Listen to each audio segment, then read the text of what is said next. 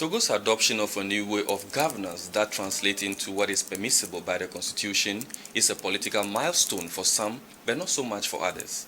Yet it is a turning point for how governance is affecting the lives of citizens, how representation is done per the views of Togolese and equally the political class. And now to help me discuss this very important conversation, I have in studios with me Sena Alepui, which is senator and a minority leader in Togo. He has agreed to grace us with this presence to explain to us what the Constitution is all about, the key shifts that are involved in the Constitution, and how it affects the daily lives of every citizen. Thank you, Senator, for coming.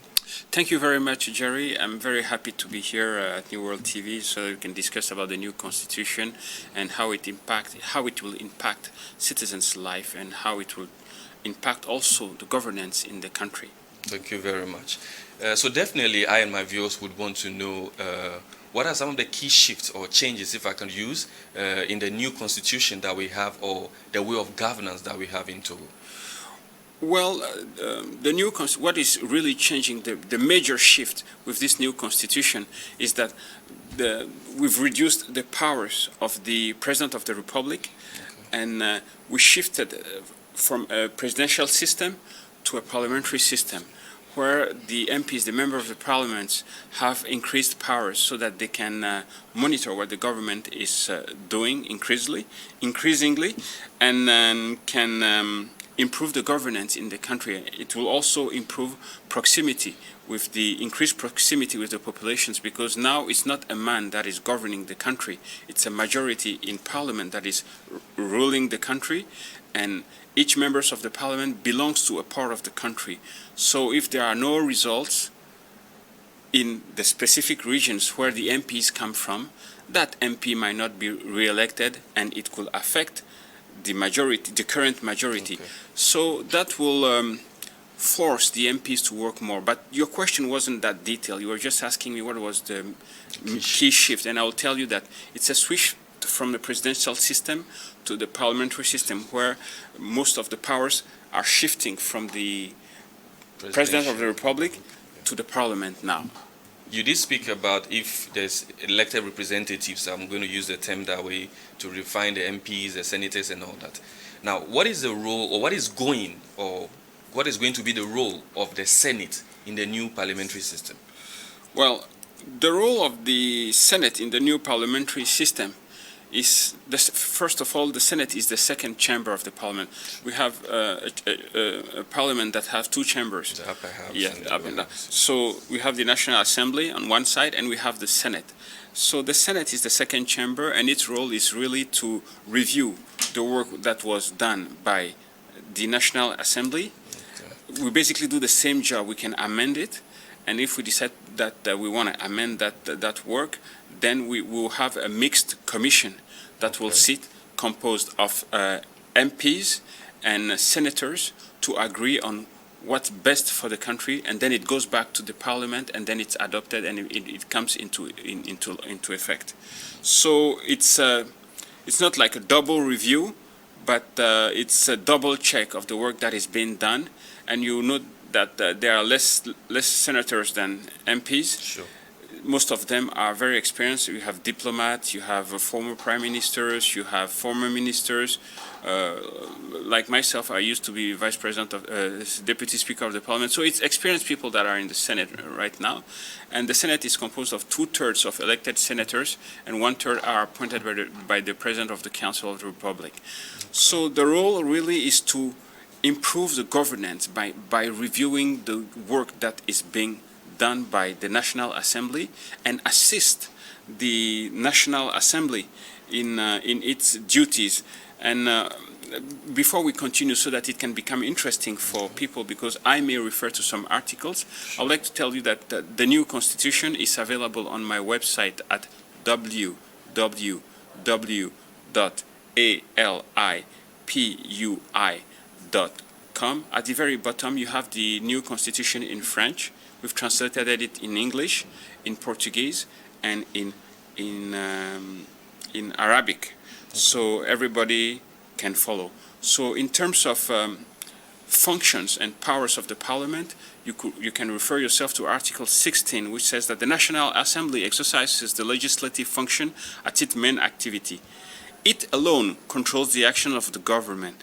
Under the conditions specified by this Constitution, they shall receive assistance of the Senate. So we are here to assist the National Assembly in its duties by reviewing the work that they do and ensure that we have sound laws that come into effect eventually. Yeah, my very next question would be, I don't know if it's a bit complicated though, but I believe whatever political class one belongs to or party, we are all working in line for the benefit of the citizens. But someone will ask, wouldn't there be issues between the Senate or the Parliament and then the executive? Because you said early on, the powers have been taken away from one presidential aspect and now given to a group of people that constitute Parliament. What would be the relationship between the two sides? Well, you have the executive side of things that continues with its job. You have the government, you have the ministers. The ministers are appointed by the President of the Council. And you have the members of the Parliament and the senators that control what the ministers are doing. So more often you will see the President of the Council or its ministers answer queries from the Parliament to come and explain questions, to come and discuss about national topics.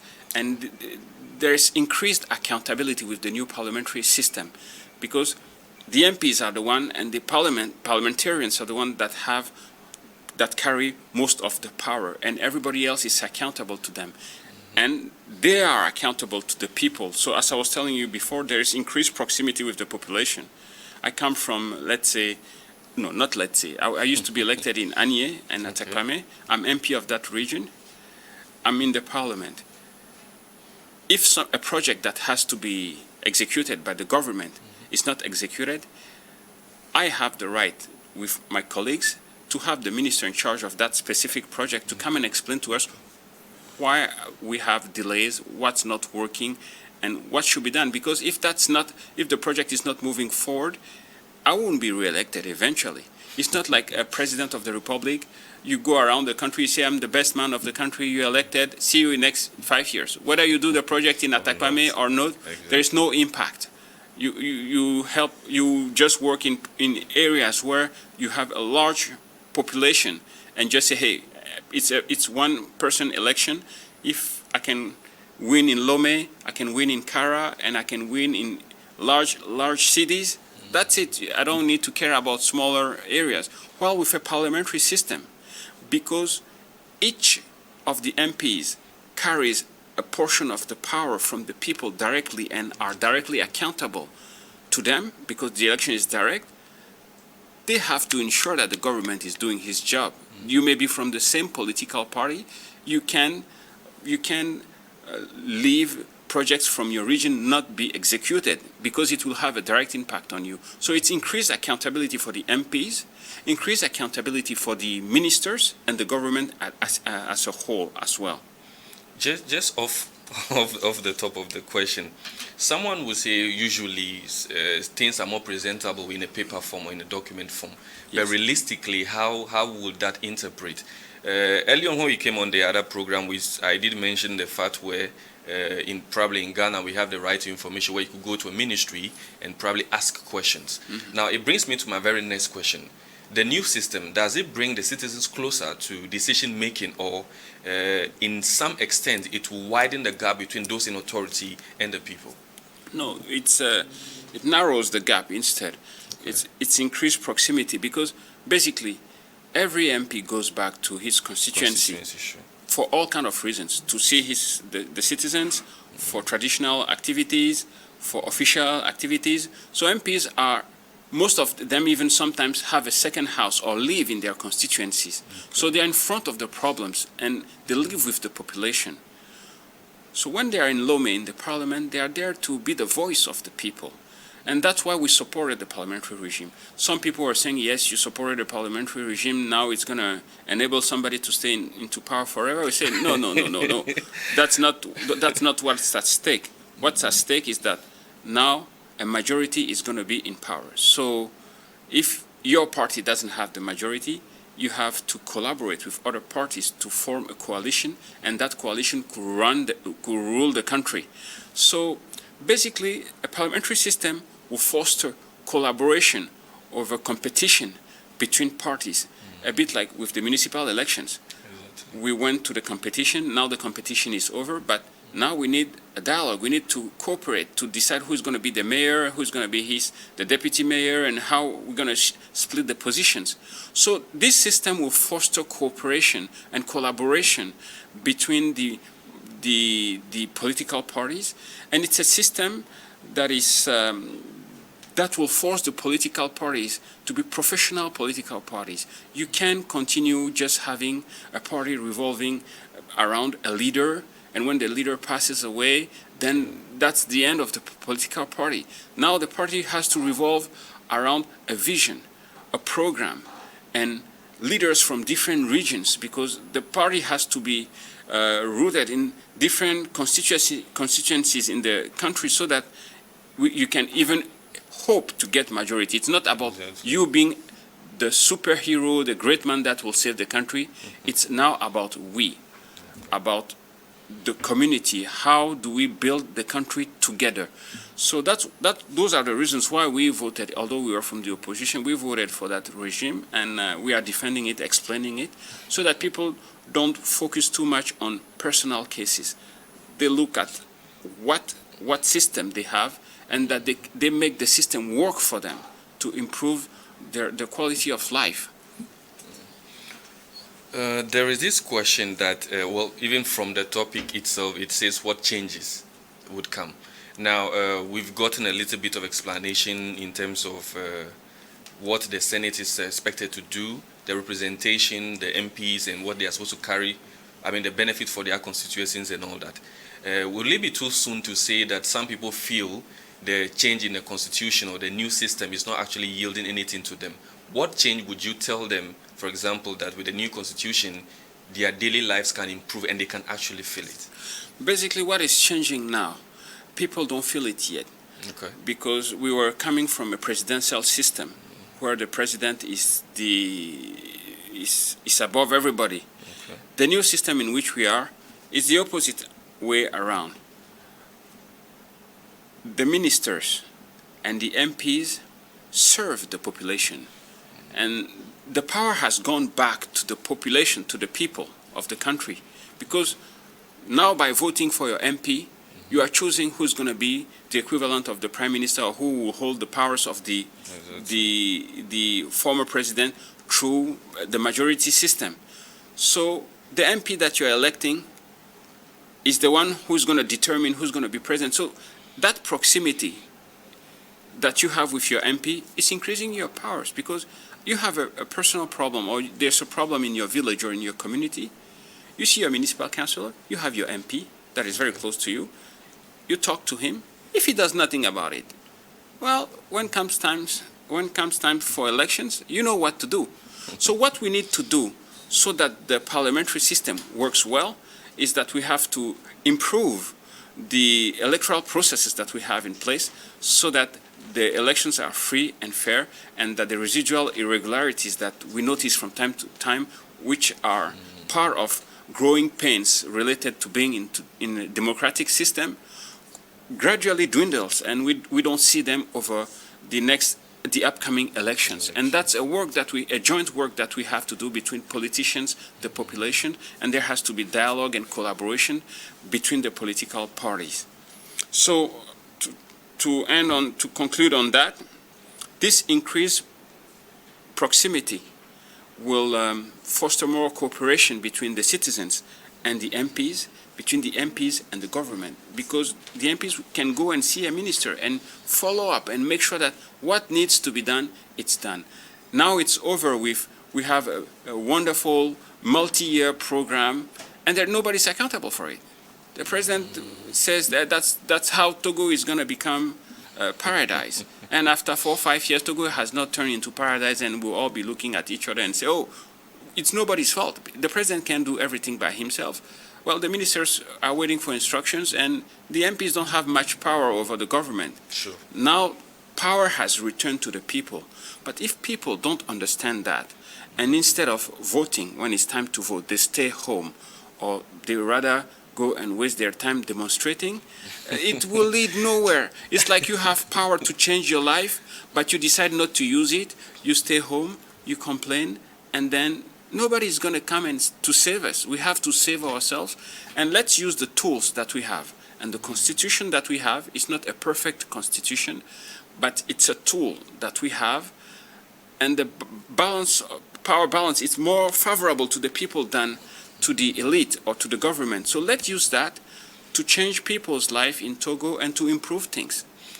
Okay, I think it's going to probably take a while for all these new adjustments to simmer into the people, because if you've been in a system that has probably worked or not worked for some for long, I think with patience and maybe being more responsible, it might get to where we're expecting. But you did say something early on about demonstration, people staying at home in the context of your conversation, that they are wasting time. Some people believe they are not wasting time, they are voicing out their grief. Now, with the new constitution or the new system that we have, are there any specific measures that will allow people to be able to express their voice, or for their voices to be heard without the fear of unwarranted crackdown, maybe beating them and all that? Although there are instances, or many of the instances, where some of the demonstrations turn violent from both sides of the aisle. Yes.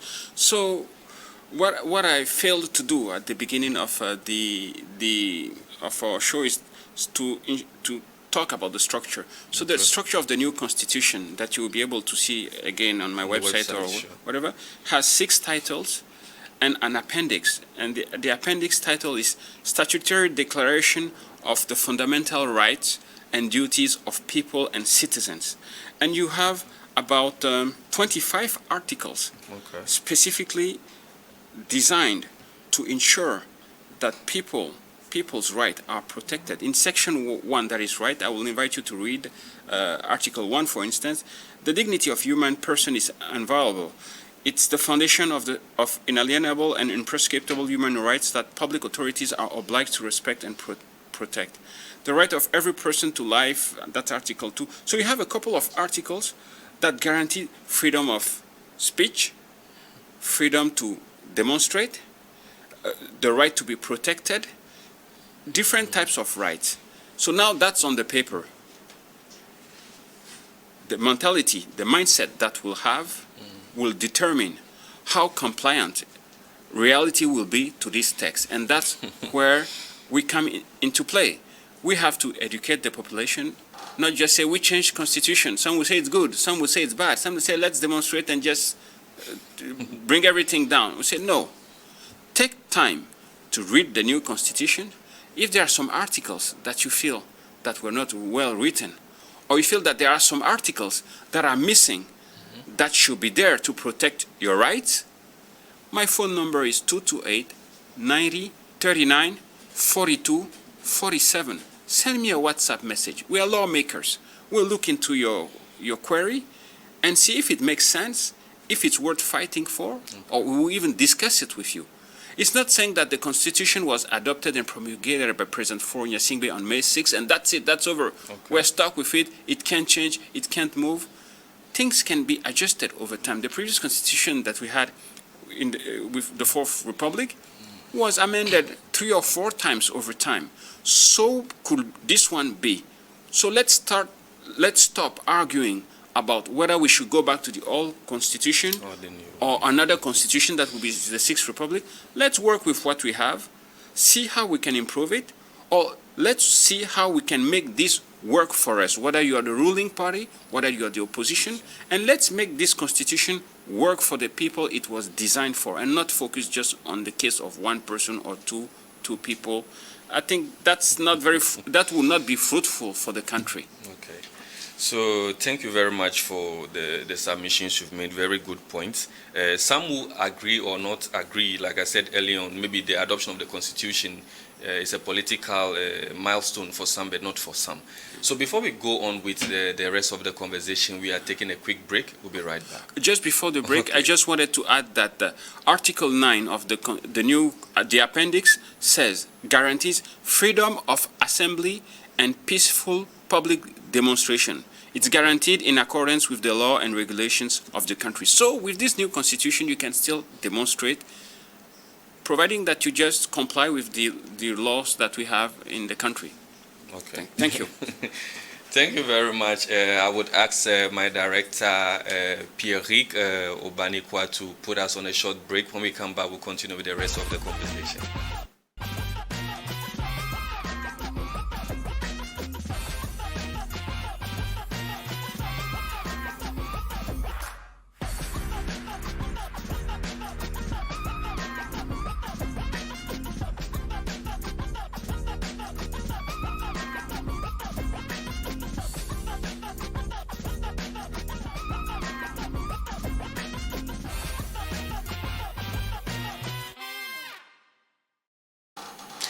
Welcome back to Key Points. On this episode, we are talking about the new constitution, what changes it has for governors and the citizens.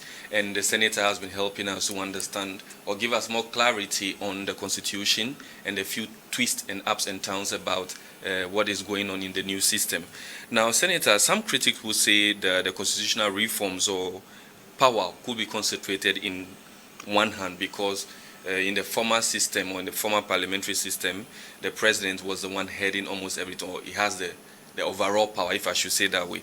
Now that we've moved to the parliamentary system and he is still the one in charge of the Council of Ministers, wouldn't that translate to be just a shift in terms of title and not maybe a transfer of total power into the parliamentary system?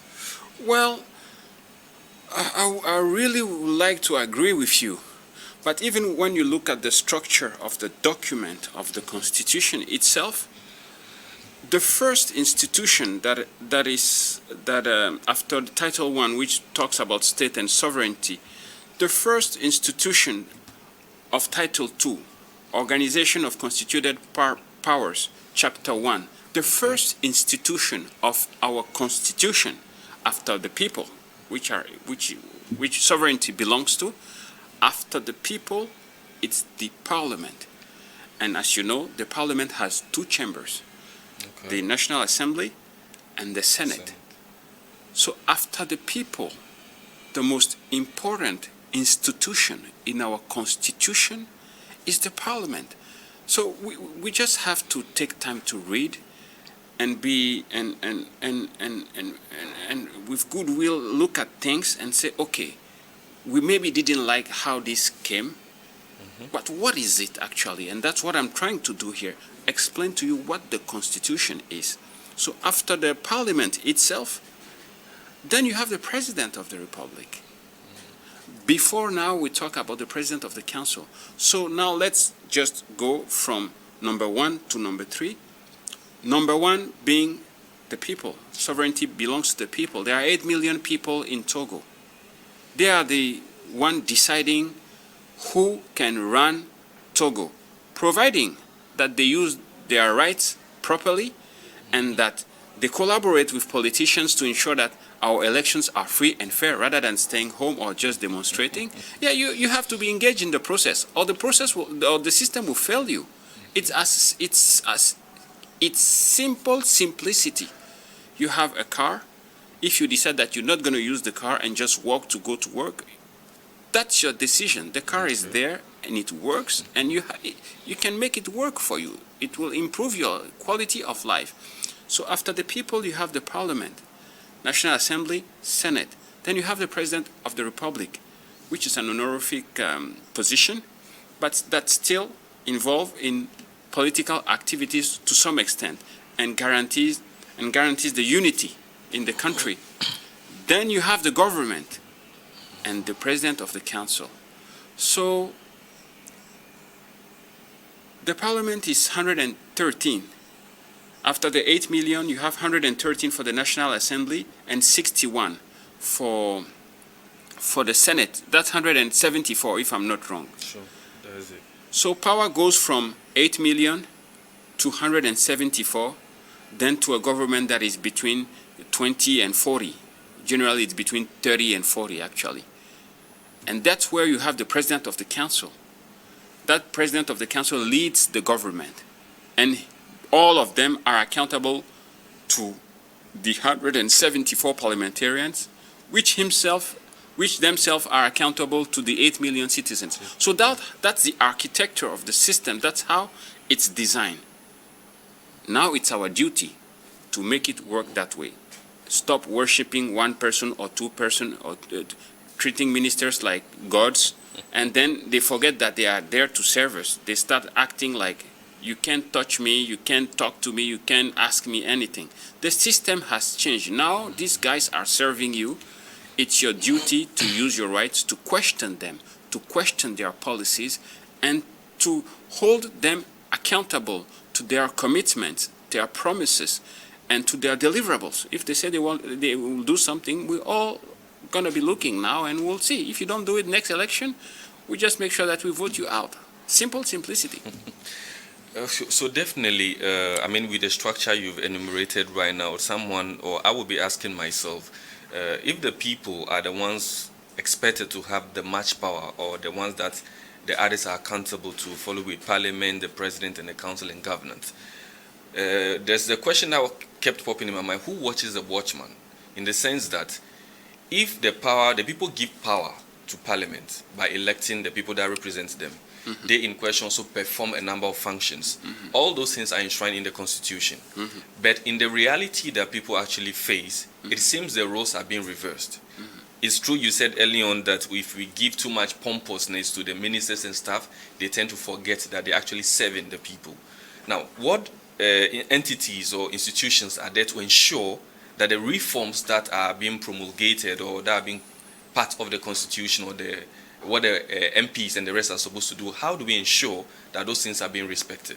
This brings us to Chapter 4 of the Constitution, Justice. Article 57, the judiciary is independent. It's rendered on the territory of Republic of Togo in the name of the Togolese people by courts organized in two separate orders, the judicial and administrative order.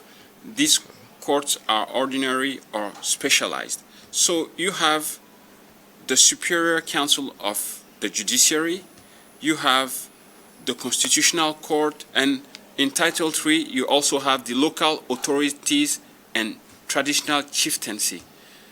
This new constitution is promoting traditional chieftaincy, and it's very important that they've been included in the constitution and their role has been clarified. So with the traditional chiefs on one side, with the judiciary system on the other side, with the Court of Auditors, with the Constitutional Court, and all these different controls, the Ombudsman, and all these controls in place, when you are not satisfied with the public service, whether it's the government, whether it's your MP, or whatever it is, you can refer to them to resolve your issue or deal with the issue that the public services is not addressing, right? Traditional chiefs, I strongly believe that they should become a real institution with a real budget, so that we value them more than what we're doing right now. What we're doing may be okay or good enough, but we can do way better. And I believe that they should play a role a bit like in Ghana or in other countries, because they are the fathers of our tradition. They are the ones that will they are the keepers of our identity, you know. So they are there. You have the judiciary system and everything else. And there are all those mechanisms that you have to keep the government accountable for what he's doing, right? And also keep in mind that it's a parliamentary system. So it's not winners takes it all. You have the ruling party, the majority. You also have the minority. If the majority has made some promises and it's not delivering, you can see your MPs from the opposition to voice it also. So you have your municipal councillors, because political parties also go to elections. So you have your municipal councils as well. So there are so many avenues that you can use to voice your issues and your problems. The problem that we have is we need to have the right mindset. All these folks have to understand that they are there to serve their people, not to serve themselves, not to serve a party. The country comes before the political parties. Look at the Constitution. The Constitution, it's barely talking about political parties. They play a key role in the parliamentary system in the sense that just after the people, you have the political parties through the parliamentary system. But the country has to come, the country and the people has to come before the political parties. That's how we'll build a country that resembles us and brings us together. There is one very question I want to ask. Maybe as you as a person might be probably easy accessible because you just gave out your number and also the website where you can read much more about the Constitution. But I don't know if you could speak the same of other people. We need to create an environment where people can feel respectively responsible to be able to approach a minister or a mayor or a senator to be able to ask some of these questions.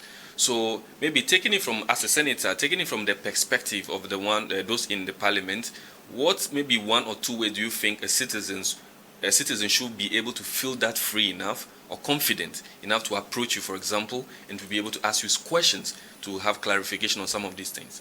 Well, what I can tell you, I'll give you a little secret. You're a citizen.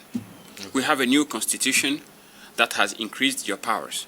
Maybe nobody is telling you that your powers have increased. People are just telling you that the constitution has changed. Yeah. You just feel like, I'm as powerless as I used to be. This thing, nothing is changing. We are sick and tired of this system. The system has changed. The music has changed. If you understand that, you have to adjust the dance to the new system. In this new system, you have a problem. A public administration is not delivering the result it should. Let's just give a basic example. You're having a problem with a mayor or with a municipal administration. You can write to the mayor. If he is not responding, you can write to the Ministry of Territorial Administration. Okay. If they are not responding, because the mayors are under them, you can write to the municipality councillors that you feel are close to you, whether they are from the ruling party or the opposition as well. You can write to your MPs in that area, not just an MP you feel close to, but the guy that was elected MP in your constituency, whether you are from his political party or not, and you're keeping track of all this.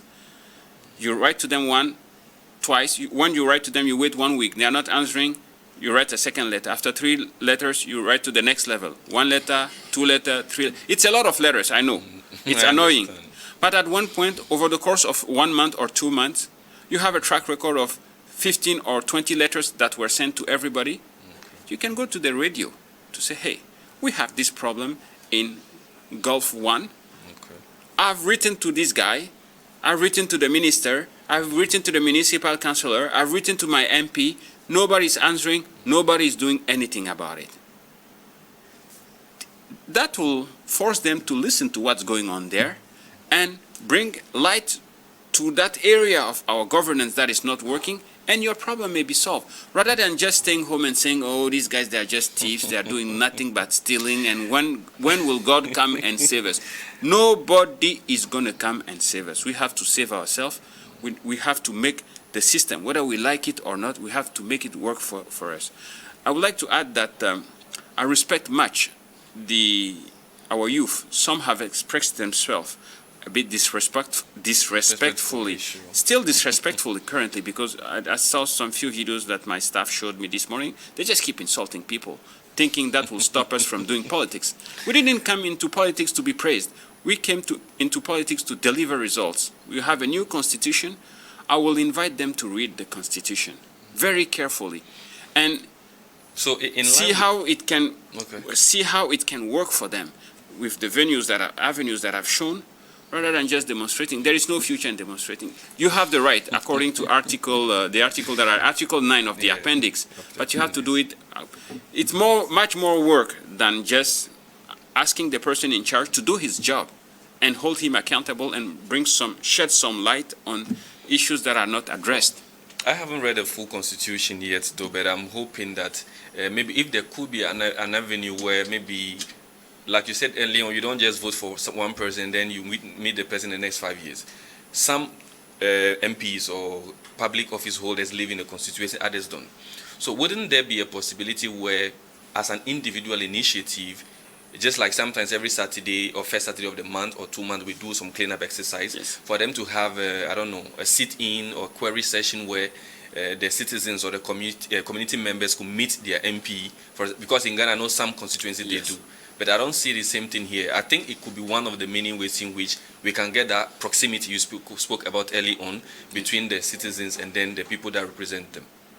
Yes, as I was telling you, there has to be a shift in the mentality. Being from and have lived, I was born in Paris, so Okay. I'm entrenched both in the French system and in the English system, sure. in the English system. What I see here is that we're in the French system here in Togo, and it's a status society. I'm the boss, I don't do this, I don't come too close to people, and blah, blah, blah. They finally forget that they are there to serve. English system, although I'm MP, if you don't vote for me, I'm not going to be MP. Exactly. I'm here to serve you.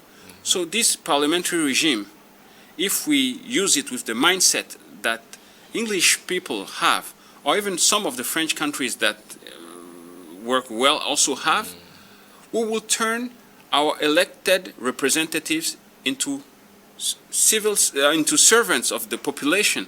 And that's very important. What you were saying, it's a great idea. I will encourage the opposition to start doing that with the very few MPs and parliamentarians that they have. Okay. And that will push the majority to do the same. Exactly. Because if they start seeing that there's traction, there's activity in the trenches, that will force them to move, and that will have a better impact, a larger impact on the population. I would really like to see with this new system all the ministers, all of the parliamentarians delivering the results that we have in the development plans that we have in our budget. We have a very good budget, and maybe one day, or maybe during the budgetary session, we'll come back to analyze the budget, so that we can see what are the priorities and monitor them. Now we have to be on the back of the government to ensure that we get results. Result rules. Now, time is over for excuses. Togo can't stay the way it used to be. Exactly. We've changed the system. The power is now in the hands of the people. If they decide to use it, it's going to turn this country into a paradise. If they decide not to use it and go and waste their time demonstrating or doing stuff that leads nowhere, they're going to lose that power, because that's how power works. If you don't use it, you lose it. When you mean wasting time demonstrating, what exactly do you mean? I mean that, look at me. I'm now 47. I turned 47 few months ago. Okay. Demonstrations? We own demonstrations. We've done a lot. Has anybody demonstrated more than the Ablore Party, UFC? Has anybody demonstrated more than us? Whether it's with Gilchrist Olympio or with President Fabre, we've walked until we have to change our shoes. It leads nowhere. It's just like a shortcut. Oh, let's go. When we're all going to be in the streets, things will change. A miracle will happen. Miracles don't happen. But demonstration actually used to mean something. Maybe it is with a system that it might not be working, or with the evolution of how politics actually working now. It is no more giving the result it's expected to give. Well, demonstrations are a very important tool that the population has to express itself. Don't get me wrong. I'm not saying that demonstrating, it's a bad thing. It's a constitutional right, and in the appendix of our Constitution in Article 9, and I'm repeating again, Article 9, freedom of assembly and peaceful demonstration is guaranteed in accordance with the laws and regulations of the country. Okay. It's a constitutional right that people have. What I'm just saying, I'm just giving an opinion. Okay. For somebody that has worked all his life with no results, when I see the young ones coming, I can't force them not to walk. Oh, sure. But I will tell them that you may be wasting your time, and I hope that I'm wrong. Okay. But we are still here. Apparently, there are a few demonstrations planned for August the 30th. Yeah. I can tell you ahead of time, nothing will happen. Unfortunately, it's sad to say, not to discourage them. Okay. I think that they should really try to comply with the laws in the country and demonstrate on the 30th. And I encourage the government to leave them demonstrate and to work with them so that this demonstration is successful. And let's just see later what is the impact of our political system. Okay. I don't think you can ask President Fabre why he's not working anymore, or President Olympio. They are the champion of these things. And Fabre is number 2 in this country, politically speaking. Sure. ANC is the second political party in this country. So if he's not demonstrating, what is the point of? Reason behind. So definitely with the adoption of the constitution or the new system, there will be necessarily some challenges. What could be the showstopper with this new parliamentary regime is the mindset. If Togolese people don't change, or if we don't change the mindset of the people in the country, this system is going to fail, like RPT failed, like the Fourth Republic failed, to bring a change in power. There are 2 things that you have to see here. The first is that we can use this system in the short run, meaning that from now to the next 5 years, to improve governance in the country. Okay. And as governance improves in the country, then you can change government. Okay. If the governance has significantly improved in the country over the next 5 years, and that's possible because our neighbors like Ghana have done it, Benin have done it. We are human beings, we can change. If we can change our mindset and change our attitude, the way we look at Togo and the way we treat Togo, 5 years from now, we'll be at a different place. And if the government has improved enough, that may induce a change in government. And it's not going to be that we are going to a presidential election, this guy has to go, the whole country has to be against him for him to go. It may come from a coalition of party, winning here, there, forming a coalition and winning the election, and we'll have a new president of the council. Okay. Or maybe even if the one that is here wins the election, but doesn't have a majority as large as the one he has currently, sure. Then all these things will redistribute the power among responsible political parties, and we'll be able to move forward. And it's very important, beside the mindset, that we have a charter of political parties that is aligned with the new regime, an electoral code that is aligned with the new regime, and we have to finance political parties appropriately. We are the 3rd political force in this country. The public financing for my party is like $2,000 per year. What can you do?